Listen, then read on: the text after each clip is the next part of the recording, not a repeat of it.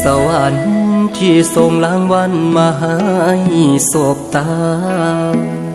น้องเป็นนางฟ้าที่สูงค่าของชายคนนี้ฐานะหน้าตาหากเทียบน้องลาบ่ติดฝุ่นคนดีเจ้าเป็นลูกสาวเศรษฐีให้เกียรติสำนีก็เป็นวาสนาใส่เสื้อเปื้อนดินเก่าๆเจ้าเอาน้ำก็บนเรือแสนต่อให้อายขึ้นกกไม่แม่นขอน้องเป็นแฟนก็บ่ถึงดอกนาน้องอยู่สูงเกินไปอายปีนบ่ได้ดอกเด้อการดาหลับตานอนจึงได้กอดน้องลาพอตื่นขึ้นมาก็เป็นเพียงความฝันความฝันบ่เคยเป็นจริงความจริงเป็นสิ่งบ่ตายต่อให้น้องนั้นมีความหมายแต่บทสุดท้ายอ้ายก็เจ็บคือเก่าสูงก่อนปลายเผาอ้ายก็ไม่สาวยังแย่บ่ถึงย่านเดย่านหักขาดครึ่งตกมาแต่ถึงบ่สมเจ้าคนดีย่านอ้อมแขนค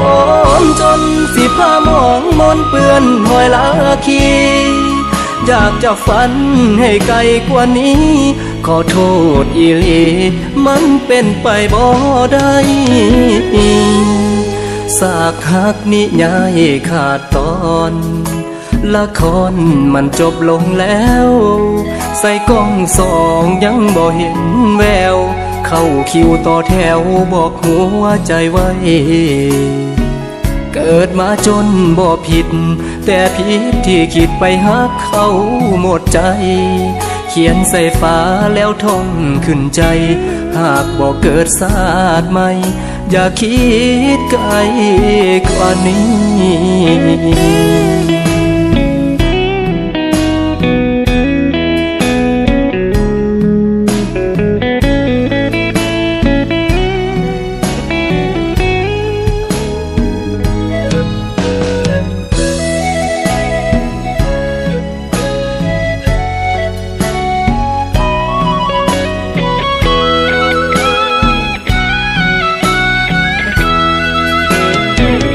สูงก่อนปลายเผาก็ไม่สาวยังแย่บ่ถึง